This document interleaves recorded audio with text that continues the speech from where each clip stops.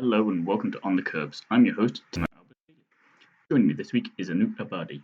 We caught up recently, chat about how she went from racing to becoming a team manager, her plans for 2022, why it's important to have female role models in motorsport, and much more. So without any more further ado, let's get straight into it, and I hope you enjoy our conversation.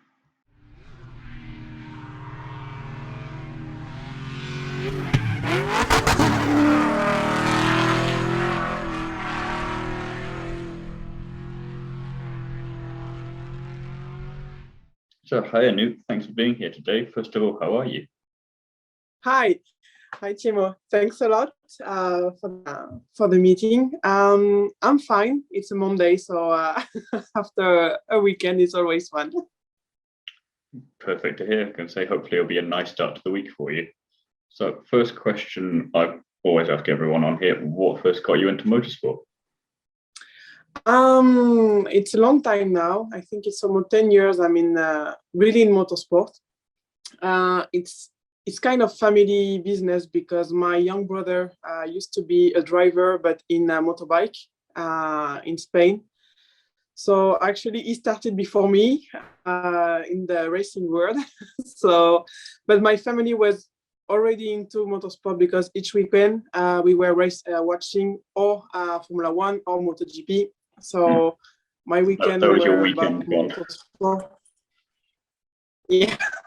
So it was our family weekend, and then when I was 19, I asked my father and my mother, actually my both parents, to do like a training on track just to try, because I had my driving license and I wanted to control my car much better because and I did this training day for 3 days.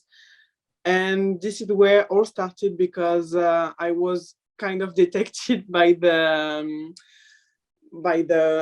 driver's coach who said that I had a thing for racing. So this is where the story began.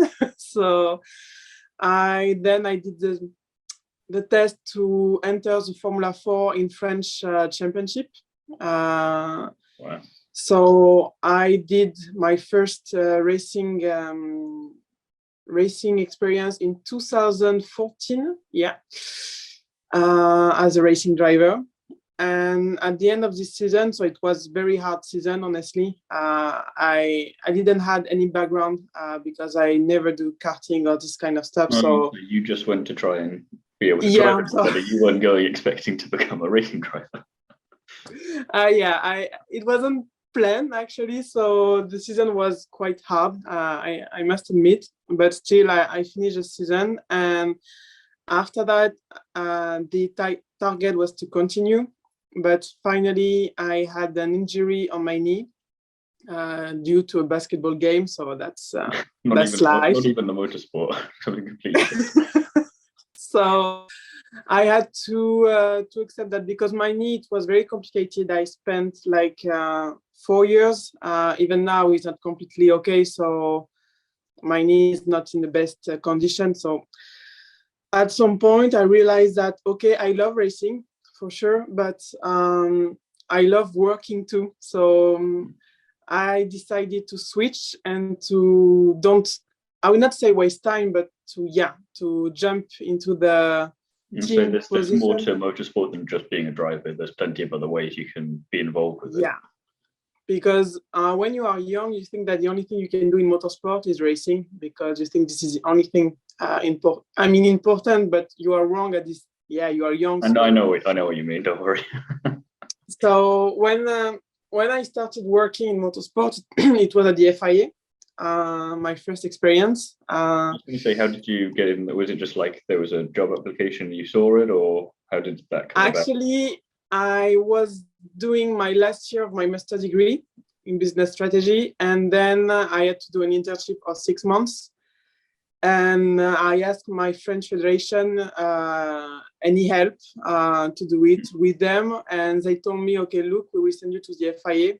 There is some good opportunities to do so. And the FIA called me. Yeah, actually, you don't say no, you say yes. So And after that, the FIA called me because they were working on the Women in Motorsport project, and they said, following my profile can be a good internship for me. So of course I said yes. Perfect timing. Yeah, and then I started working there in April 2018. And so I met Michel Mouton and Cathy Muller, who were my two mentors at the FIA. So I worked with them for 2 years, a bit less than 2 years, but we worked together on different programs. I'd say that internship lasted a bit longer than you maybe thought it would. Yeah, actually, yeah. I thought I would just stay 6 months, but at the end I stayed more than 6 months. So yeah, it was actually a really good experience because I didn't know the FIA except what you heard from the paddock and so on. So, but I discovered the people working there, and I found something very interesting because actually there is a lot of people passionate by motorsport and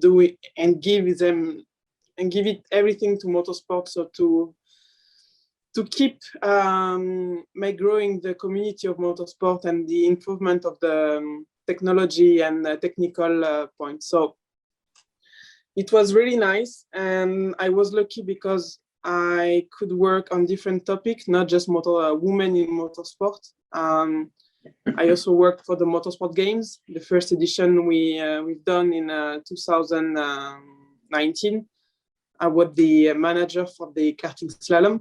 So it was the first for me in all aspects. So I really enjoyed this experience. And after the Motorsport Games, I left the FIA like 3 months after because I quit at the end of 2019, 31st of December. So it was really nice. But the thing I learned with Michel and Cathy during this time, it's that it's more complicated to get women involved in motorsport than we can think. It's not just a question because it's a man world. I don't think it's true now because you can see a lot of women working in motorsport. Okay, you still have a big majority of men, but you have quite a lot of women now working, and you see more and more year after year. So yeah, it's a big improvement on that. But also something I learned in that if it's difficult to get women involved in motorsport, is because you don't have a big figure who can show them that it's possible to work here. And actually, I thought about myself when I was young. I never imagined to be one day involved in motorsport because when I was watching, for me, when you're a child, it's in conscience, but you're like, yeah, it's just men. So yeah, you don't even think about it. You see like 20 male drivers, you don't think about it. Yeah. So it's like, yeah, it's a man's world, and you don't. It's not you don't care, but you're not like, yeah, we need to get more women. You just like, yeah, it's like this. Oh, you're 7 or 8 years old. You're not thinking these things. Yeah.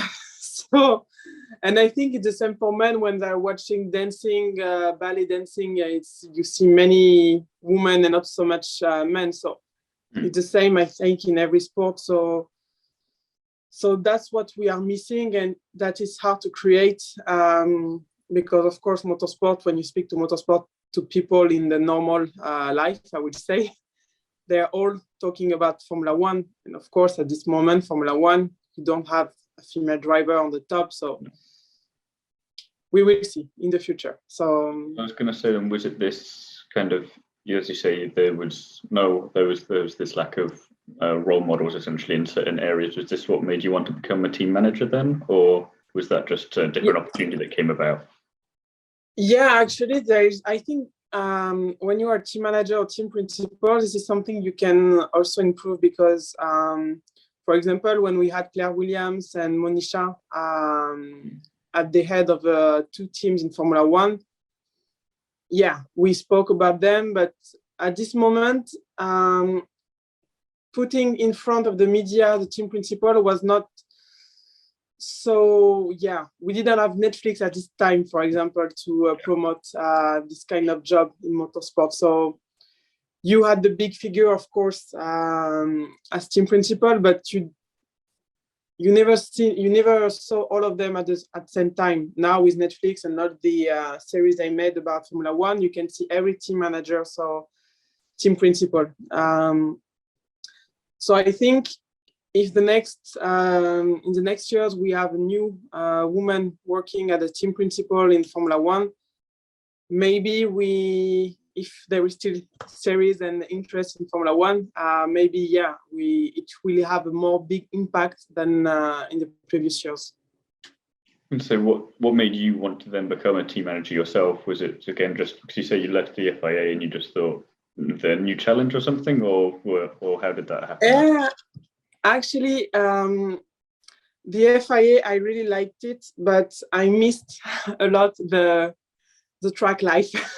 So I wanted to be back in because I accepted that I will not race again, but I wanted to be involved in a team, because what you feel when you are working in a team is completely different. Because when I was at the FIA and we were working on the project for women with Deborah Mayer on the different Iron Dam projects, when we watched the first race of 24 hours I did, at the end you are happy because the team finished the race and they finished the race, but you don't feel the same way that if you were working in the team, working very hard since many months to this race. So there's that personal attachment that you don't have at that moment.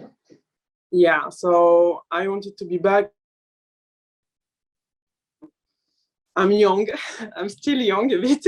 So I like to for the moment I have a lot of energy, so I try to use it as much as possible, because we know that motorsport, it's hard to find the energy for your whole life because it's very hard work. So I use everything I can now, so and enjoy a lot. I don't know, maybe I will come later. I don't know, but at this moment I want to to stay in the racing world, in a proper racing world, and yeah.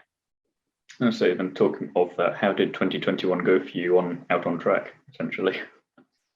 So, for 2020 it was difficult because of the COVID, and for 2021, there is a midget who came to see me and say, okay, look, we have something to offer you in a way. And I was like, it was mainly managing the championship. And I was like, but I want also working in a team, because championship is quite similar to the FIA in the point that you are not involved in a team, you are beside. So I was like, we had the left the track as you can get without being in the car. So actually, I was lucky because these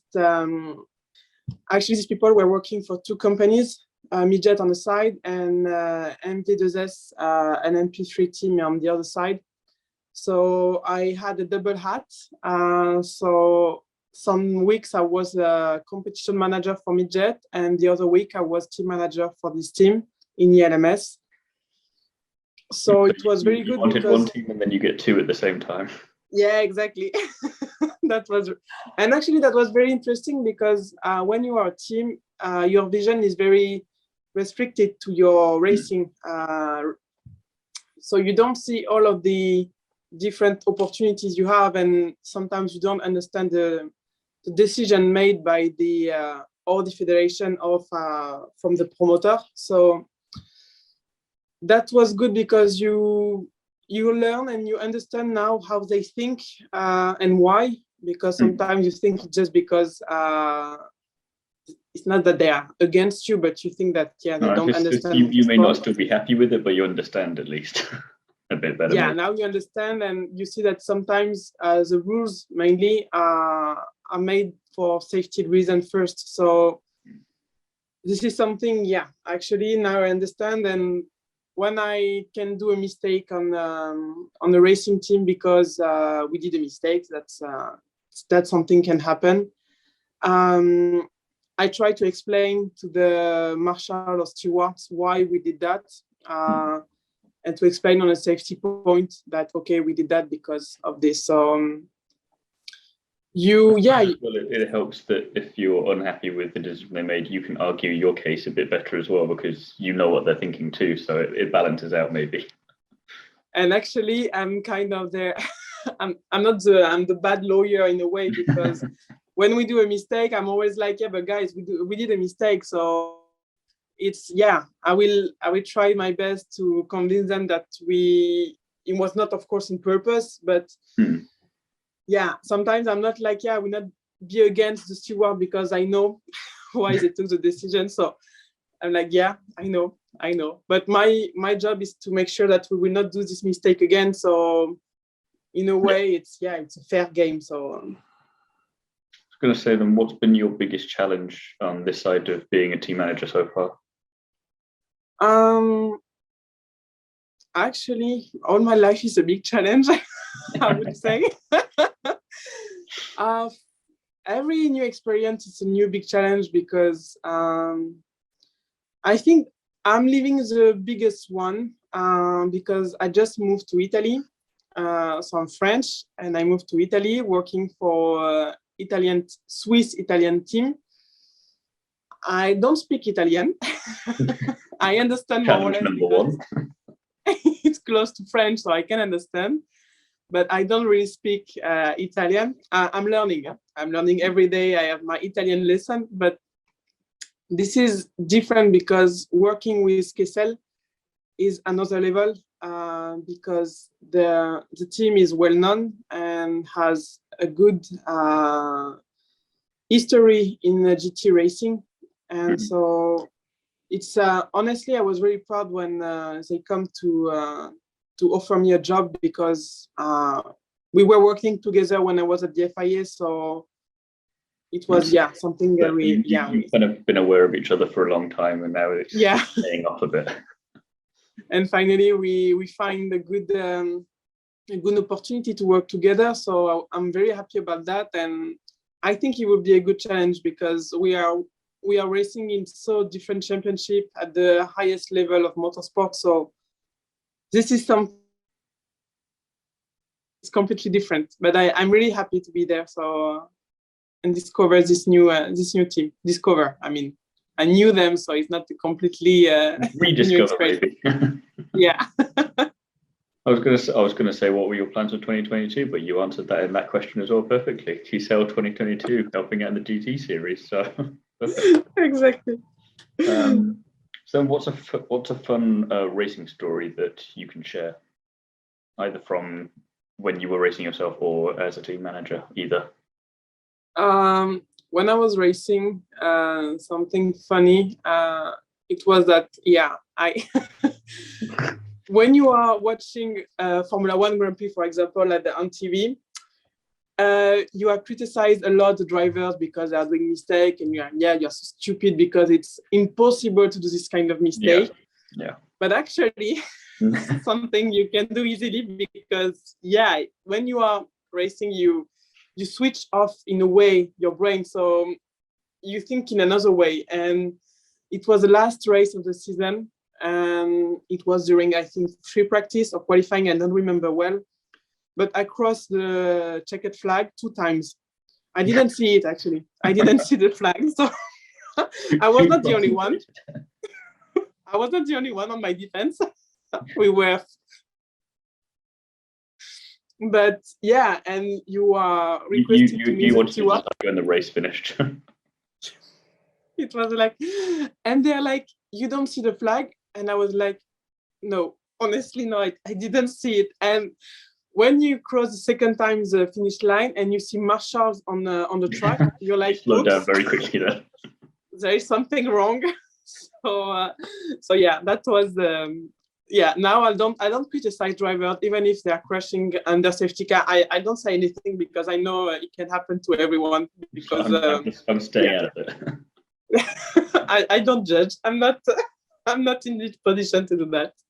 Oh. And as team manager,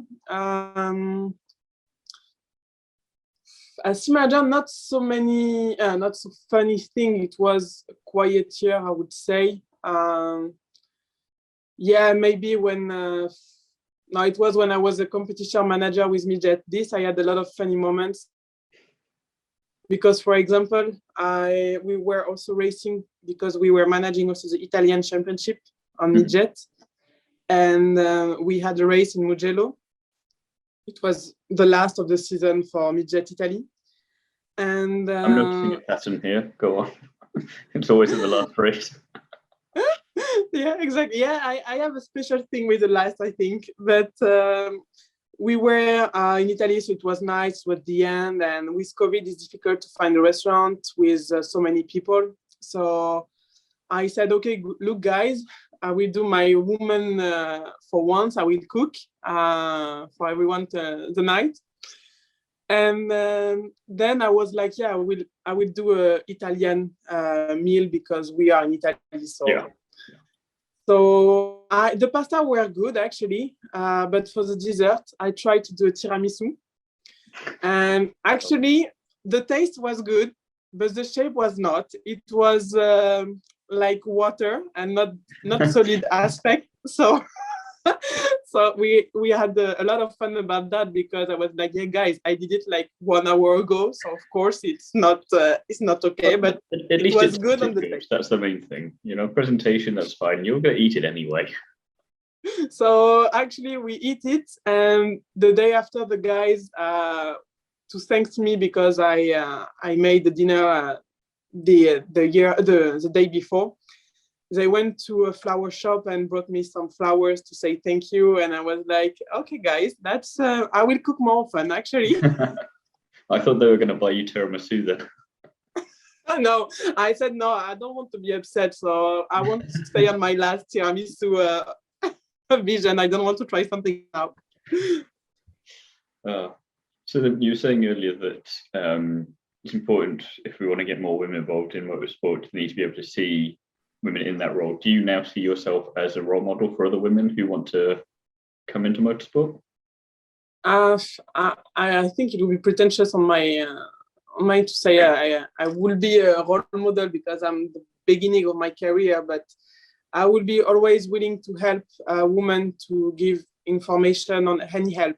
But something I will also would like to tell them, it's don't wait after people to clean the way for you. Like, yeah, we will give you every tips, and you need to learn also in the hard way, I will say, because if you don't learn by yourself, you will never understand have the full vision of the job. So, and actually, it's good for you to go on the hard way because you are stronger than you were before. Later, then it's going to be a lot easier for you anyway, and you can deal with things. Yeah. But like I said, I'm really happy to help them, to give them advice, to do or what not to do. I used to see a lot Lena Buller, who is a racing driver now in Africa. And also I gave her, for example, some advice, behavior of a woman in the paddock, because it's still men's world. So sometimes we need to respect that. And I'm not the kind of person who plays the Barbie girl because it's not my it's not my type, not at all. But yeah, when you bring attention to yourself, if you want to bring attention to yourself, you can do it, but do it smartly and wisely. Yeah. You need to accept that people will always criticize you because that's also what social media are made. So in that way, you can be reassured. Maybe, I don't know if that's the right word, but it's happened that everyone gets criticized. It doesn't matter if you're a man or a woman there. So you just need to, like you say, get on with it. So yeah, but something else is for women. It's like they need to dare to do it because sometimes they want to be between women because they feel more comfortable. I can understand when you are young, and especially when you are a teenager, because at this period it's complicated. But at the end, it's it's also good because we are lucky to be in a sport that we can mix men and women. So I will not say I'm against separate women and men, but I think at the end, when you reach the highest level, it's good to be mixed because. Yeah.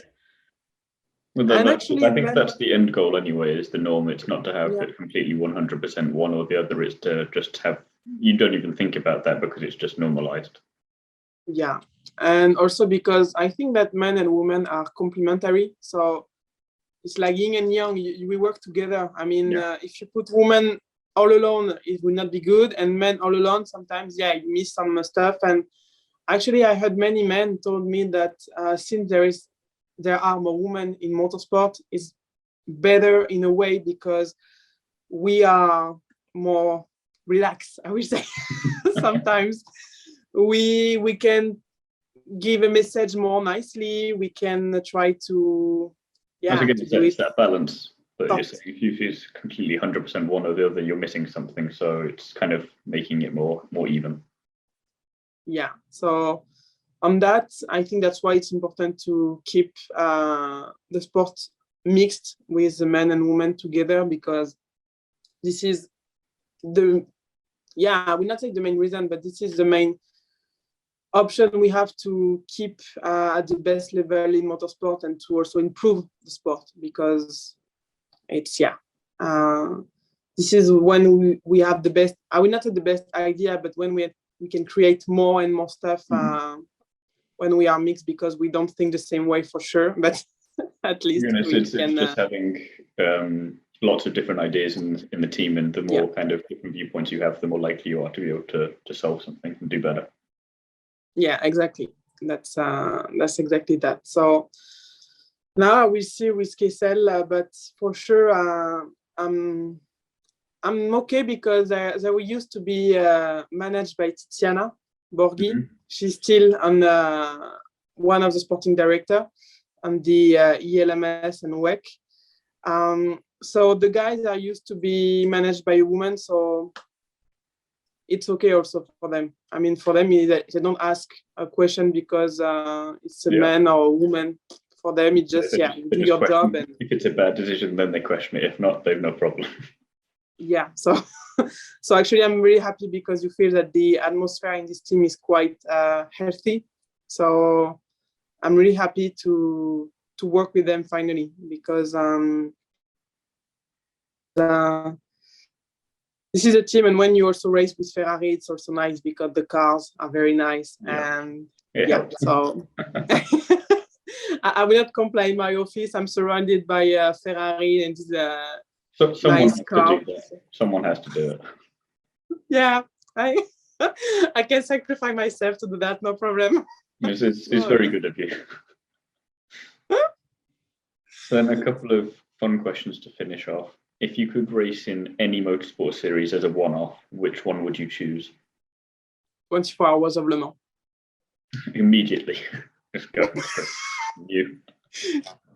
This is the only thing I may regret is I didn't do it. It was on my dream to do the 24 Hours of Le Mans as a racing driver, but you never know. I will do it as team manager, so I will find the compensation. But team manager, and then I'll just sneak into the car quickly. It's like, no, I'm going. My turn.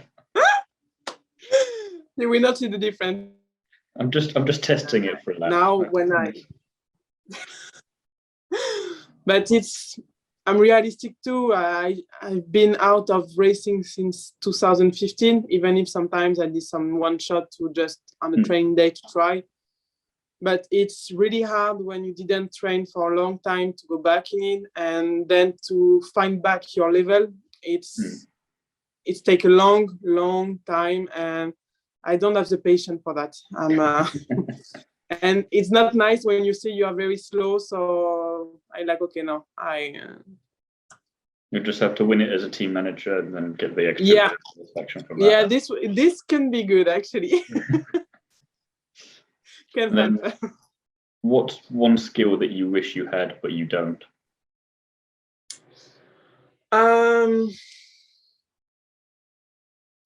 Actually, I I don't know if it's a skill, but I'm late in a way. I'm 29 and I feel late in my career. Like if I was even if my position is quite good now for following my experience, but I always feel late. Like if I need to do more and more and more. So yeah, maybe I will miss some patience in my. This is something I miss because yeah, I work very hard. That's for sure, but I'm not very patient person. So maybe these skills is something I miss. So. Okay. And then finally, what is the last song that you listened to? Sorry? What's the last song that you listened to? I cannot say that. Oh dear. I'm a big girl, but I remain a little girl inside. It was this morning. It was Pocahontas, the movie I was listening the song for the Disney movie. So yeah. So you could have given me your morning. I would not have guessed that. I confess, and I accept that. I'm okay with that. You're gonna start playing that in the garage this season then? No, I don't think they will agree with that, but maybe I will try one song to see, but I'm not sure they will like it. It was an accident. Sorry, guys. Well, it's been an absolute pleasure chatting with you today. I want to thank you again for chatting with me, and best of luck for the 2022 season. Thank you, and if you are coming back any race weekend, please come to the box and take a coffee. For Italian, for the coffees are the best, honestly. This we can coffee, pasta, pizza, perfect. Sounds like a plan.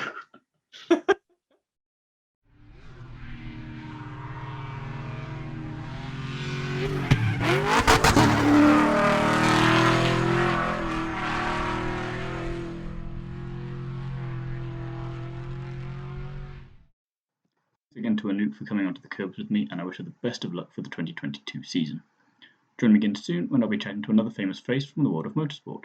In the meantime, don't forget to like, comment and subscribe, and check out the other videos on the On the Kerbs YouTube channel, and listen to me talk about Formula 1, amongst other things, over on the Undercut podcast.